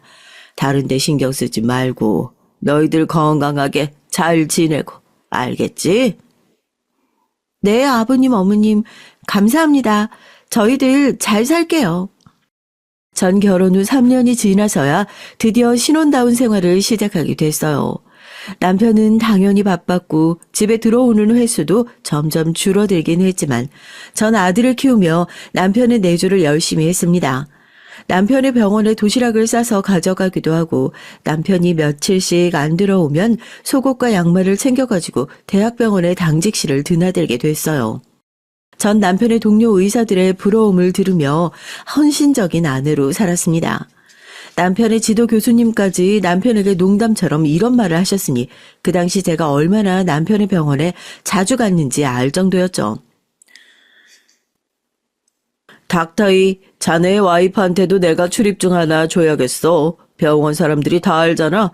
아주 젊은 아내가 남편에게 헌신적이라고 말이야. 내 병원장님께 말씀드려서 자네 와이프도 대기실 하나 달라고 해야겠어. 이거 참 부끄럽습니다. 제 아내가 절 너무 사랑하는 걸 어떡합니까? 교수님이 좀 이해해 주셨으면 합니다. 이 사람은 고지식하긴 농담도 함부로 못하겠네. 아무튼 이제 병원에 자네 아내랑 아들 얼굴 모르는 사람은 없는 걸로 봐야 되겠어.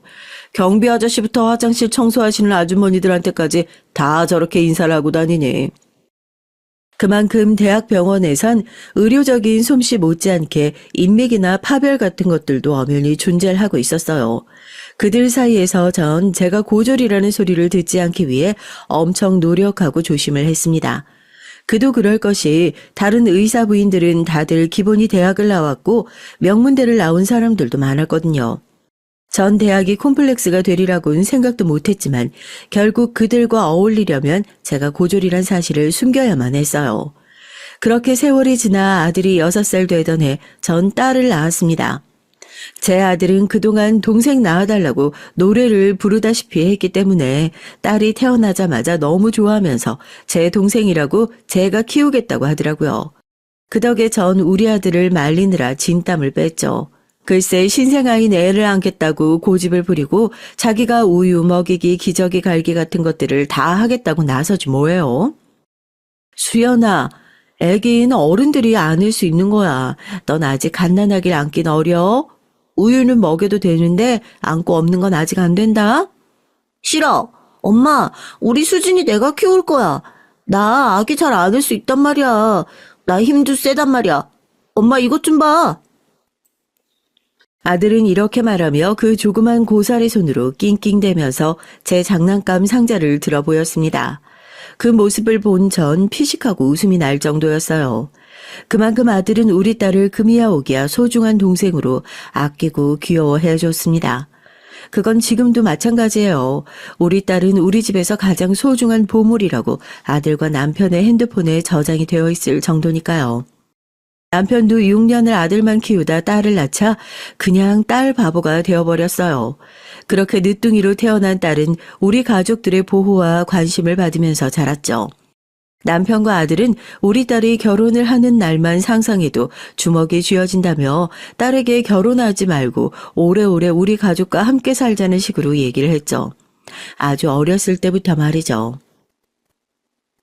너 남자들이 얼마나 무서운지 모르지? 남자 머릿속엔 야한 생각밖에 안 들어있어. 그러니까 학교 다니는 동안에 절대 아무 남자도 만나지 마. 알았어? 오빠는? 그게 무슨 말이야? 오빤 남자 아니야? 그런 말이 어딨어. 나도 친구들처럼 미팅도 나가고 싶고 남자친구 만들고 싶은데? 안 돼. 네 남자친구 내가 봐줄 거야. 똑똑한 놈인지 인성 똑바로 박힌 놈인지 내가 봐서 판단할 거니까 아무 놈이나 만나고 다니면 수진이 너 이 오빠한테 혼나. 치, 오빤 독재자 같아. 나도 자유 대한민국에서 태어나서 연애의 자유 같은 건 있다고. 아닌 게 아니라 우리 딸은 대학에 들어가서까지 오빠와 아버지가 정한 통금 시간이 있었어요. 그것도 8시 저녁 먹기 전에 들어와야 했습니다. 그만큼 남편과 우리 아들은 딸의 단속에 여념이 없었죠. 남자들은 전부 늑대라고 말하면서요. 전 딸이 나이를 먹어감에 따라 슬슬 딸이 걱정됐어요. 저 역시 남편만 보고 결혼을 했기 때문에 딸에겐 그래도 여러 선택의 기회가 있어야 되지 않나 하는 생각이 들었습니다. 전 다행히 남편이 좋은 사람이라 결혼 생활이 비교적 순탄했지만 세상에 우리 남편처럼 좋은 남자들만 있는 건 아니잖아요. 그래서 제 입장에선 남자를 보는 눈도 길러야 한다고 생각했거든요. 남자들과 연애도 해보고 이별도 해봐야 어떤 놈이 좋은 놈인지 나쁜 놈인지 잘 알 거 아니겠어요? 전 이런 생각을 남편과 아들에게 여러 차례 얘기를 했지만 남편도 아들도 제 말은 들어주질 않았습니다. 남자는 남자가 봐야 제대로 본다. 애초에 나쁜 벌레는 딸 곁에 얼씬도 하지 못하게 할 거라면서 말이죠. 전 남편과 아들이 이런 완고한 면이 너무나도 걱정됐지만 제가 어떻게 할 수 있는 건 없었습니다. 딸은 예중예고를 나와 음대에서 플룻을 전공했어요. 남편도 아들이 딸이 연주가가 되길 바랬죠. 딸은 음대에 다니면서 오케스트라의 일원이 됐어요. 시험을 봐서 당당하게 합격을 한 거였습니다. 그땐 우리 가족 모두가 딸에게 축하를 아끼지 않았죠. 하지만 딸은 그렇게 좋아했던 가족들에 비해 행복하게 보이지 않았습니다. 얼굴에 그늘이 져 있는 딸을 보다 못한 전 걱정이 되어 어느 날 딸에게 넌지시 물어봤어요. 수진아, 너 무슨 일 있어? 네가 원하던 일 하고 있는데 왜 이렇게 근심이 가득한 얼굴이야? 사실 엄마, 저 엄마한테만 얘기하는 건데 사귀는 사람 있어요. 딸의 얘기를 듣고 보니 전 괜히 걱정했다 싶은 생각이 들더라고요. 딸이 말하는 남자친구는 의대생이었고 제 아버지가 교수로 있는 대학에서 실습을 하고 있는 레지던트라고 하더라고요. 그럼 그렇죠. 우리 딸은 남자도 제대로 보고 있는 것이었습니다. 전 딸에게 걱정하지 말라고 말하면서 엄마가 오빠랑 아버지 허락을 받아내겠다고 안심을 시켜줬죠. 내가 그 사람 먼저 만나보고 네 오빠랑 아버지 설득시킬게. 그럼 걱정 없지? 언제 한번 집으로 데리고 와. 아니면 호텔 커피숍에서 보든지 하자. 정말요? 엄마가 해결해 주실 줄 알았어요. 시원하다. 진작에 엄마한테 얘기할 걸 그랬어. 엄마, 너무 감사해요. 딸은 얼굴이 환해지면서 제 목을 안고 뽀뽀를 하는 거였습니다. 전 다 큰 애가 왜 이러냐고 눈을 흘겼지만 딸이 기뻐하는 모습을 보니 제 마음도 적잖이 안심되는 것이었어요. 당분간 딸의 남자친구 얘기는 저와 딸 둘만의 비밀로 하기로 했죠. 그 다음 주에 딸은 저에게 살짝 귀뜸을 해주더라고요. 남자친구를 강남의 호텔 커피숍에서 만나기로 했다고 말이죠. 전 그때 딸을 따라서 그 예비 사위를 만났습니다. 처음 본 사위의 인상은 선하고 서글서글한 사람이었어요. 보통 남자 레지던트라면 경무에 시달리고 등이 구부정한 사람이 대다수였는데 그 애는 키도 크고 균형이 잡힌 몸을 하고 있었고요. 자잘한 근육들이 양복을 입고 있는 그의 몸을 더 돋보이게 해주더군요. 왠지 의사라기보단 모델 같아 보였습니다. 제 딸은 남자친구 옆에서 제 눈치를 보며 안절부절 못하고 있었어요. 하지만 딸의 남자친구는 여유가 넘쳐 보였습니다. 목소리도 좋고 어른들에게 믿음을 줄 수 있을 정도로 예의도 바른 청년이었죠. 전 첫 만남에 예비사위가 마음에 들었습니다. 안녕하세요, 어머님. 전 수진이와 2년째 교제 중인 박호영이라고 합니다. 앞으로 잘 부탁드리겠습니다. 그래, 내 딸한테 자네에 대한 말은 많이 들었네. 연세대학교 병원에서 근무한다고? 네, 레지던트 2년 차입니다. 수진이 아버님도 연대병원에서 교수로 계신다고 들었어요. 학교 다닐 때 한 번은 만나 뵈었던 것 같은데 맞으시죠? 그래, 어쩌면 우리 남편도 자네 얼굴을 알지도 모르겠네. 아무튼 만나서 반갑네. 예비사위는 피부과가 전공이라고 했습니다. 전 그것도 마음에 들었어요. 피부과 전공이면 나중에 병원 차려도 잘 될 것이고 대학병원 취직이야 따놓은 당상 아니겠어요? 외과는 험하고 산부인과는 자칫하면 소송에 휘말릴 수도 있으니까요. 그렇게 한두 시간을 즐겁게 이것저것 얘기를 했죠. 그런데 제 친구 하나가 그 호텔의 라운지에 지나가다가 저를 보고 아는 척을 하는 거였습니다. 어머, 순자야, 오랜만이네. 잘 지냈어? 근데 여기 이 잘생긴 남자 누구시니? 아, 우리 수진이 남자친구래. 그래서 나한테 인사시키려고 수진이가 데리고 온 거야. 어머, 너네 딸 눈 되게 높다, 얘. 남자친구가 아주 잘생겼어. 근데 뭐 하는 사람인데? 어, 연대병원에서 레지던트 한대. 친구는 어머어머를 연발하면서 저한테 부러운 눈길을 보냈어요. 전 어깨가 저절로 으쓱 올라갔죠. 아직 사위가 된 것도 아닌데 우리 사위 멋지지 않느냐. 의사 사위를 보게 되면 친구들 모임에서 한턱 내겠다고 말할 필요도 없는 생색까지 내게 되더라고요. 그때 전 나중에 그게 얼마나 딸에게 독이 될지 상상도 하지 못했습니다. 그 친구가 가고 나서 전 딸과 남자친구를 보내줬어요. 그리고 집으로 돌아와서 남편과 우리 아들에게 어떻게 이 사실을 말할까 고민을 하기 시작했죠. 하지만 그 고민은 전혀 쓸데없는 고민이었습니다. 그날 저녁에 제 아들 수연이가 집에 들어와서 딸을 찾았어요. 그리고는 다짜고짜 딸아이에게 남자친구 있느냐고 묻는 거였습니다. 딸은 엄마가 벌써 얘기했나 싶어 떨떠름하게 고개를 끄덕였죠. 그랬더니 제 아들이 딸의 남자친구를 안다는 것이었어요. 사실 저희 아들도 연대병원에서 레지던트를 하고 있었거든요. 제 아들은 심장외과 의사입니다. 제 아버지가 그쪽 길로 가라고 얘기를 해서 얌전히 그 말을 따랐지만 자기는 수술이 좋다고 하는 좀 저로선 이해가 안 가는 아들이죠. 아무튼 아들은 딸에게 남자친구를 안다고 하더라고요. 게다가 아들은 그 녀석이라면 딸을 시집 보내도 아깝지 않은 놈이라고 웬일로 예비사위에 칭찬을 하더라고요. 의대에 들어왔을 때 성적도 과에서 톱이었고 집안도 무지 좋은 녀석이라나요. 그래서 전 손 하나 안 대고 아들을 제 편으로 만들었습니다. 하지만 남편은 끝까지 딸을 아무데도 보내고 싶지 않아 했어요. 그 사람은 딸바보인 만큼 딸이 아무데도 시집가지 않고 오래도록 자기랑 같이 살 줄 알았다고 하면서 저에게 서운한 마음을 내비치더라고요. 그래서 전 남편에게 훈계하듯이 말했습니다. 당신 딸이 시집 안 가고 노처녀로 당신 밑에서 살면 뭐가 좋겠어. 당신도 생각해봐.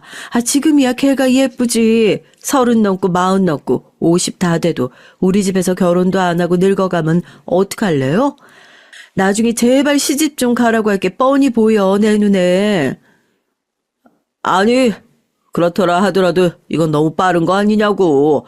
대학을 졸업하자마자 결혼을 시키면 어떡해? 난 우리 딸 얼굴 오래오래 더 보고 싶었는데 시집 가면 남의 집에서 사는 거잖아. 거기가 왜 남의 집이야? 우리 딸이랑 사위네 집이지. 보고 싶으면 보러 가면 되잖아요. 안 그래요?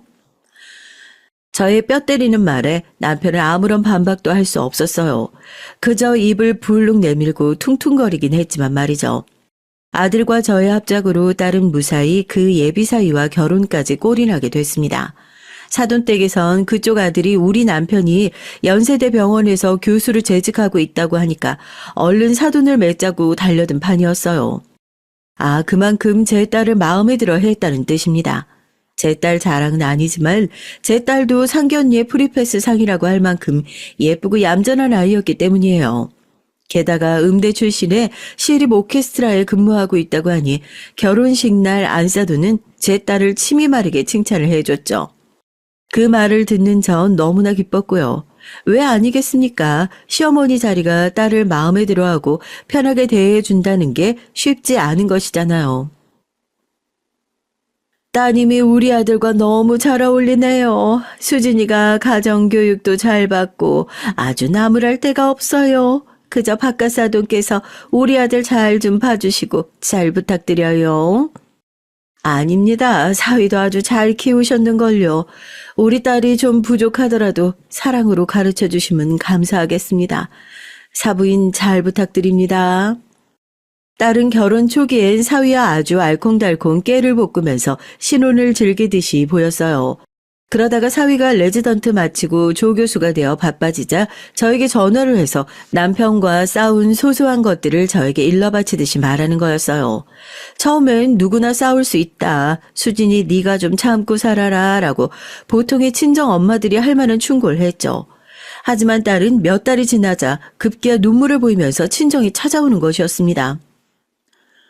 엄마, 이 사람 정말 결혼하더니 너무 냉정해. 그리고 요즘은 아예 얼굴도 보기 힘들어. 어떻게 해야 되지? 나 결혼 잘못한 거 아닌가? 엄마도 아버지랑 결혼한 후에 3년간 대구 친할머니 집 시댁에서 살았어. 넌 좋은 줄 알아야 돼. 의사 마누라 아무나 되는 건 아니란다.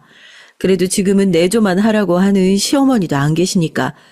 너희 할머니는 그러셨어. 너희들이야 모르고 있지만 말이야. 전 딸에게 마음 굳게 먹고 결혼 생활을 하라고 충고를 했죠. 딸은 그날 저녁엔 뭔가 수긍한 얼굴로 고개를 끄덕이며 자기 집으로 돌아갔습니다.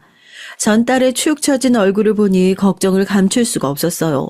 저희 집에선 매일매일 과잉보호만 받던 딸이었으니 신혼집에 덩그러니 혼자 있으면 외롭기도 하겠죠. 딸의 마음이 이해가 가지 않는 건 아니었습니다. 그래서 전 다음엔 딸이랑 같이 한의원에 가서 아기를 잘 들어서게 하는 한약이라도 먹여야겠다고 생각을 했죠.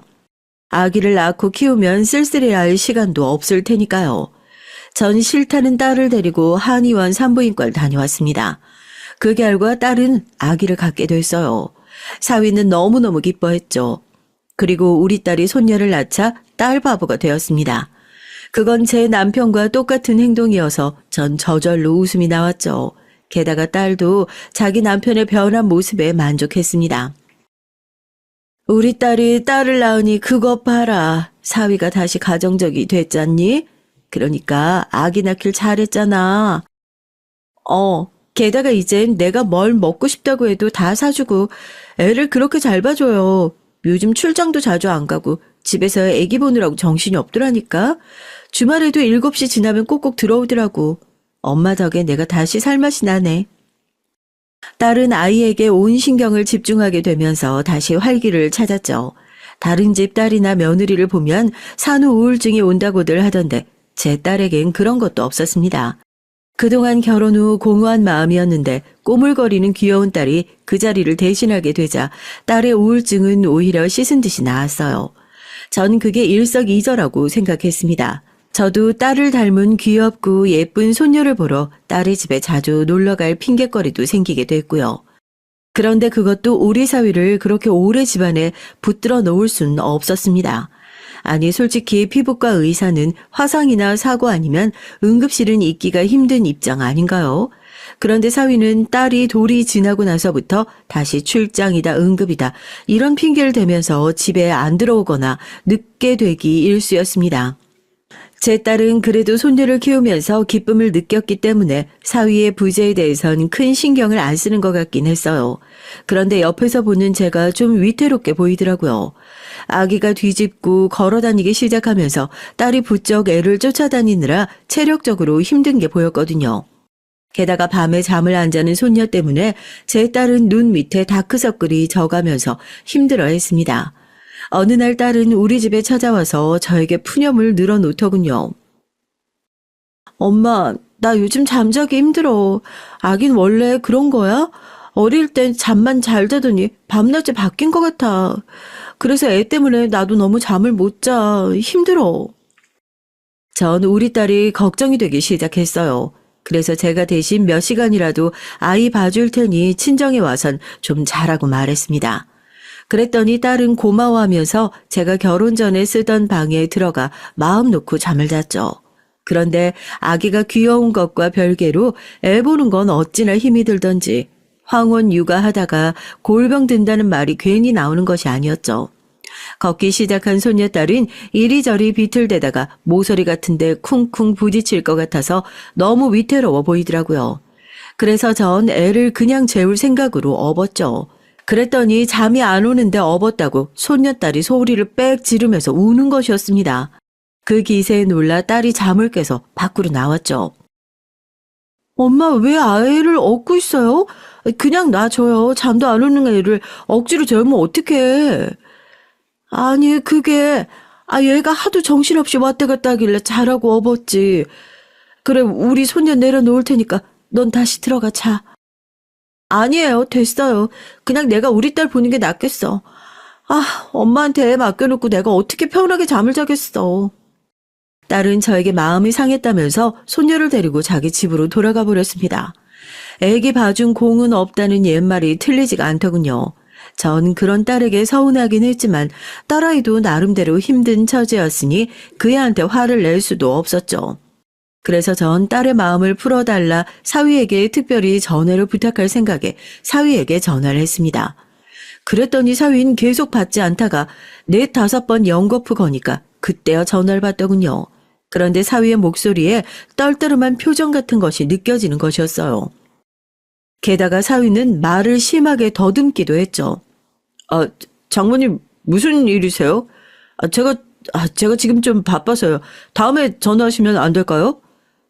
그래. 내 잠깐이면 되는데 다른 게 아니고 우리 딸한테 신경 좀 써달라고. 요즘 애가 너무 우울해서 말이야. 네, 저기 신경 쓸 테니까 장모님 일단 지금은 좀 나중에 전화 드릴게요. 사위는 후다닥 전화를 끊어버렸습니다. 그런데 사위와 통화 중에 멀리서 막 시끄러운 소리가 들렸어요. 회식을 하고 있는 건가 싶을 정도로 쿵쿵대는 음악 소리며 왁자지껄 사람들의 고함 소리도 들렸거든요. 전 사위가 좀 이상하다는 생각이 들었어요. 아니, 저녁 늦게 회식을 할 수도 있는데 그렇다면 회식 자리에서 나와서 제 전화를 받을 수도 있잖아요. 수술이나 진료를 보는 것도 아닌데 왜 그렇게 급하게 끊었는지 좀 의아한 생각이 들었습니다. 그러나 그 자리에서 사위를 무턱대고 의심할 수도 없어서 애써 제 마음을 추슬렀죠. 무슨 일이 있었겠지. 내가 모르는 게 나을 것도 있다고 말이에요. 그런데 사위의 기이한 행동은 이게 끝이 아니었습니다. 어느 날 전 이전 상견례 때 호텔에서 만났던 친구를 다시 만나게 됐는데 그 친구가 제 사위가 요즘 좀 수상하다고 뒤를 캐라고 하더라고요. 사실 그 친구는 제 사위의 환자였어요. 피부가 거칠거칠해서 자주 시술을 하러 사위가 근무하는 병원에 찾아왔거든요. 그런데 사위가 생각보다 일찍 진료를 끝내더라는 겁니다. 보통 5-6시까지는 하는 의사들이 많은데 제 사위는 따로 어딘가 출강을 나가지도 않는 사람이 목요일에는 3시에 진료를 끝낸다고 하더라고요. 그 친구는 사위가 혹시 바람이 난 건 아닌지 제게 몰래 알아보라고 말을 하더라고요. 전 뒤에서 뭘 캐고 그런 성격이 아니어서 그냥 바로 사위에게 자초지종을 물어봤습니다. 그랬더니 사위는 개인적으로 혼자 사시는 할머니 할아버지를 무료 봉사 차원에서 방문 진료를 한다고 깜찍하게 절 속이려고 얼버무렸더군요. 순진하게 전 그 말을 믿고 있었습니다. 그러면서 사위는 역시 마음씨도 좋다고 그 친구에게 전화를 걸어 오해를 한 거라고 말을 했죠. 네가 잘못 알고 있어. 우리 사위한테 물어봤는데 화요일 목요일엔 독거노인들 무료 진료한다고 방문 진료하러 다닌대. 우리 사위 정말 착한 사람 아니니? 그래? 네 사위가 그렇게 말해? 근데 내가 본 건 젊은 여자였는데. 이상하다. 아무튼 조심해. 요즘에 의사랑 바람나는 젊은 아가씨들 많다고 뉴스에도 나오더라. 그 친구는 참 아무렇지도 않게 저런 재수없는 소리를 하는 것이었어요. 전 기분이 상해서 친구에게 그런 말 하려거든 다신 전화도 하지 말라고 화를 내며 말했습니다. 친구는 자기도 좋은 뜻으로 전해준 말인데 제가 믿지 않자 기가 막히다고 오히려 화를 내는 거였습니다. 넌 널 생각해서 충고하는 건데 그 말을 안 믿으니 어쩔 수 없지만 정말 조심해. 네 사위 아무래도 진짜 수상한 데가 있기는 해. 내 말 명심해. 아니면 후회하게 될 거야. 전 친구와의 통화를 끊고 기분이 너무 찝찝해진 것이었어요. 친구의 말을 믿자니 사위를 의심해야 하고 사위를 믿자니 친구의 말 한마디가 제 가슴을 찌르는 것이었습니다. 전 안 되겠다고 생각했죠. 그 친구의 말을 더 들었다간 괜히 가족만 의심하게 되는 거니까요. 한동안 그 애에게 연락을 하지 말아야겠다고 생각했습니다. 그런데 몇 달이 지난 후에 그 친구가 아주 다급하게 연락을 해온 것이었어요. 내용인즉 그 사위가 제 딸을 해코지 하려는 계획을 품고 있다는 아주 황당무계한 얘기였습니다. 그 말을 듣고 전 코웃음을 쳤죠. 친구에게 착한 심성을 가진 제 사위가 그럴 일이 없다고 말했어요. 그랬더니 그 친구는 자기가 시술 중에 사위의 통화 내용을 잠시 엿들었는데요. 그 내용이 아주 황당했다고 하더라고요. 그래서 얼른 저한테 경고를 하려고 시술이 끝나기 바쁘게 전화를 했다지 뭡니까. 그 친구의 말에 의하면 사위는 친구에게 시술을 하다 말고 어떤 여자의 전화를 받았는데 환자인 친구에게 양해를 구하지도 않고 그 앞에서 조심성 없이 마구 떠들어대더라는 겁니다. 나야. 우리 자기밖에 없지. 와이프, 내가 조만간에 어떻게든 처리를 해보려고 하니까 우리 자긴 그냥 마음 푹 놓고 기다리고 있어. 방법? 그거야 내가 다 알아본 게 있어. 그러니까 자긴 나랑 저기 해외여행이나 가게 짐이나 싸놔. 알았지? 그 친구의 말을 들으면서 전 머릿속이 얼어붙는 듯한 느낌이 들었습니다. 친구의 말이 사실이라면 제 딸이 혹시나 사위에게 죽음을 당하기라도 한다는 뜻이지 않겠어요? 사위가 말한 그 철이라는 단어의 뜻이 저에겐 그런 의미로 다가왔습니다. 전 당장 딸에게 전화를 걸어서 아기를 데리고 친정으로 건너오라고 말했죠. 딸은 아무 영문도 모르고 제 말대로 아기를 데리고 우리 집으로 건너왔어요. 그리고 오자마자 저에게 물어봤습니다. 엄마, 무슨 일이길래 이렇게 허겁지겁 저한테 오라고 하신 거예요? 이건 마치 도망 오라는 것 같잖아. 그러니까 넌 아무 말 말고 엄마가 시키는 대로 해. 네 남편이 좀 수상한 행동 같은 건 안 했어? 혹시 너 몰래 누굴 만나고 있다든가 그런 거 말이야. 왜 그래요, 엄마? 그 친구분이 뭐라고 했는지 모르겠지만 우리 그이 그런 사람 아니에요. 친구분이 뭔가 잘못 아신 걸 거예요. 저 다시 집으로 갈게요. 친정에 오면 우리 애 잠 잘 못 자요. 그래, 그렇다고 쳐도 조심해서 나쁠 건 없잖아. 그러니까 일단 너희 집을 좀 샅샅이 뒤져보고 네 남편이 아무 죄도 없다는 걸 알고 나서 너네 집에 돌아가도 늦지 않아. 내일까지 좀 기다려줘. 이 엄마 부탁이니까. 알겠니? 그렇게 말하면서 전 딸을 당장 집에 못 가게 붙들어 뒀어요. 그런 후에 전 경찰서에 자초지종을 설명하고 사위가 없는 틈에 딸의 집을 좀 조사해달라고 부탁했습니다. 그랬더니 정말 믿지 못할 일이 일어났습니다. 글쎄 사위의 서재에 있는 비밀 금고에서 약물이 든 주사기가 나왔다는 것이었어요. 그 약물은 단 2, 3mm만 맞으면 정신을 잃고 여러 대를 맞으면 죽는다는 그런 약이었습니다. 여러분, 제 사위라는 그놈의 행동이 너무 소름 돋지 않으신가요? 제가 그동안 좋은 사위라고 믿어왔던 그놈은 제 딸에게 약물을 주사해 죽이고 그 바람난 환양년에게 가려고 계획을 했던 거였어요. 사위는 그때 대학병원에서 진료 중이었는데 경찰들이 그놈을 잡으러 오자 처음엔 큰 소리를 탕탕 쳤다고 합니다. 참나, 적반하장도 유분수죠. 어떻게 사위란 놈의 민낯을 까발리게 됐는지 여러분 궁금하지 않으신가요? 아, 이거 왜 이러시는 겁니까? 내가 뭘 했다고 날 끌고 가냐고요? 당신들 싹 다 명예훼손으로 고소할 거야? 내가 누군 줄 알고 여기서 날 끌고 가겠다는 거야. 이거 놔. 얼른 놓지 못해? 박호영 씨, 당신 집에서 독극물 주사기가 든 상자가 나왔어. 설마 그것도 모른다고 말하진 않겠지? 당신은 이수진 씨 살인 미수로 체포합니다. 당신은 변호사를 선임한 권리가 있고 불리한 진술은 하지 않을 권리가 있습니다. 사위는 혼자만 알고 있다고 믿었던 그 추잡한 계획이 들통이 나자 벌벌 떨면서 그 자리에서 무릎을 꿇었습니다. 그리고 힘없이 경찰들에게 팔을 잡혀 연행되어 나갔죠. 그 모습은 제 남편이 근무하던 병원에 다 소문이 나버리고 말았습니다. 사위는 그 병원의 피부과 조교수였던 것이었어요. 병원 안이 한동안 시끌시끌했었습니다. 나중에 전 경찰서에서 사위를 조사하던 경찰관에게 그 말을 듣고 정신이 나가는 줄 알았어요. 친구의 말이 맞았던 것이었어요. 갑자기 머리가 핑 돌면서 잠시 기절까지 했을 정도니까요. 전 경찰서 바닥에 쓰러져서 한동안 일어나지 못했습니다. 급히 구급차로 옮겨졌고 응급실 신세를 져야만 했죠. 물론 제 남편과 아들도 그 말을 듣고 어이가 없어서 온 몸을 부들부들 떨었습니다. 그리고 사위의 욕을 하면서 둘이 함께 분노했죠.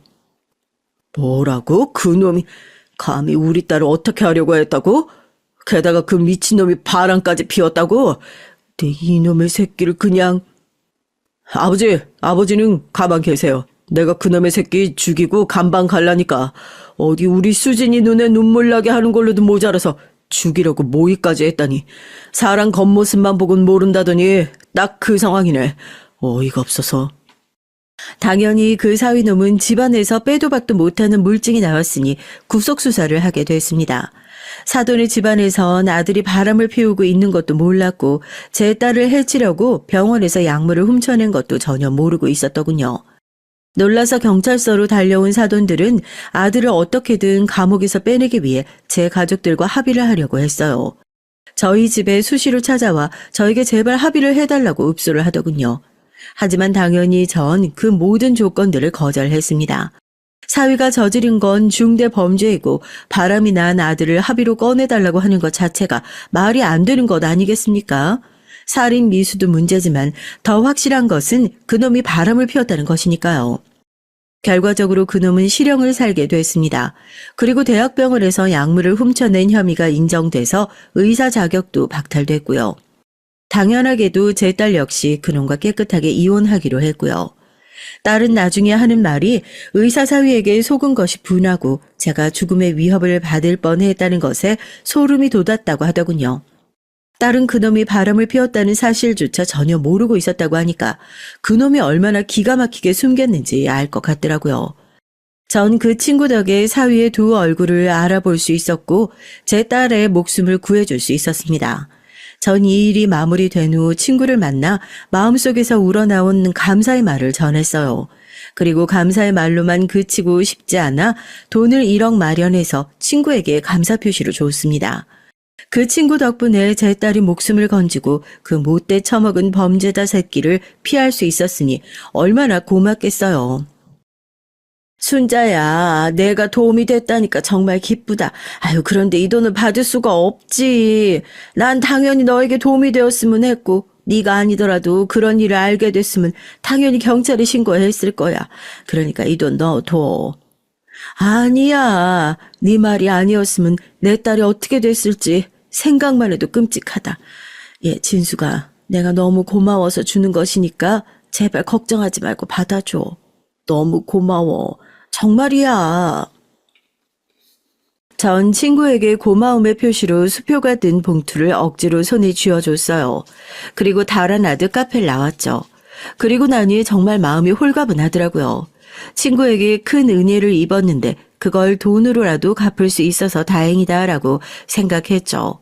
그런데 그 친구는 정말 참된 우정을 가진 마음씨 고운 친구인 것이 또 한 번 증명이 됐습니다. 친구는 그 1억을 받을 수 없다며 도로 제 계좌로 보내준 것이었어요. 전 펄쩍 뛰면서 친구에게 전화를 해서 그 돈은 너를 준 것이니 도로 가져가라고 화를 냈죠. 그랬더니 그 친구는 이렇게 말하는 것이었습니다. 예, 순자야. 난 널 진정한 친구라고 생각했는데 너한테 이 돈 받고 나서 난 마음이 너무 불편했어. 친구 사이에 당연히 그런 말은 해줬어야 하는 것이고 난 네가 아닌 다른 어떤 친구에게라도 그랬을 거니까. 그러니까 난 너에게 돈을 받을 수 없지. 네가 정 나한테 은혜라고 생각한다면 다음에 맛있는 곳에서 밥이나 한번 쏴. 난 그걸로 충분하니까. 그리고 네 딸한테 심심한 위로 전한다. 다음엔 정말 마음씨 고운 남자 만나길 바랄게. 너무 고마워, 진수가. 정말 넌 진정한 친구다. 고맙다. 내가 맛있는 밥 꼭 살게. 여러분, 전 정말 친구 하나는 잘 둔 것 같습니다. 여러분들도 그렇게 생각하지 않나요? 이것이 제가 60평생 겪은 가장 소름 돋고 무서운 사건이었네요. 세상 살면서 이런 일을 누가 겪을 생각이나 했겠어요. 제 딸은 저희 집으로 다시 들어와 저와 함께 손녀 아이를 키우면서 살고 있습니다. 딸도 처음엔 불면증에 트라우마도 생기고 남자들에게 불신감이 많이 든다고 했는데 이젠 그런 증상도 사라지고 조금 평온해졌어요. 3년이란 시간이 흐르니 그애도 저도 충격에서 조금은 벗어났거든요. 하지만 지금도 주사는 맞지를 못하네요. 손녀 아이를 데리고 예방접종을 갈 때도 제가 아기를 안고 대신 맞춰줍니다. 딸은 주사기 자체를 보지도 못하는 그런 공포증에 걸렸어요. 약을 먹는 정도는 아니지만 앞으로 얼마나 더 갈지 딸은 그 일로 정신과에서 상담을 받고 있었죠. 딸이 그 끔찍한 사위네 집안과 연을 끊고 구사일생으로 살아난 값이라고 생각하기로 했지만 아직도 그 값은 제게 너무 크고 비싼 것처럼 느껴지네요. 저의 얘기는 여기서 마쳐야겠네요.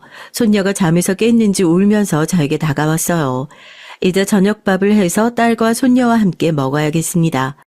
여러분, 가족이라고 너무 믿는 도끼에 발등 찍히지 마시고 저처럼 친구하는 말에도 귀를 기울이실 줄 아는 사람이 되기를 바랍니다.